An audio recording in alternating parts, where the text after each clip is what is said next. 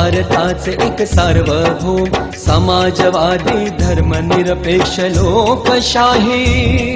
गणराज्य घडवण्याचा त्याच्या सर्व नागरिकास सामाजिक आर्थिक व राजनैतिक न्याय विचार अभिव्यक्ती विश्वास श्रद्धा व उपासना यांचे स्वातंत्र्य दर्जाची व संधीची समानता निश्चितपणे प्राप्त करून देण्याचा आणि त्या सर्वांमध्ये व्यक्तीची प्रतिष्ठा व राष्ट्राची एकता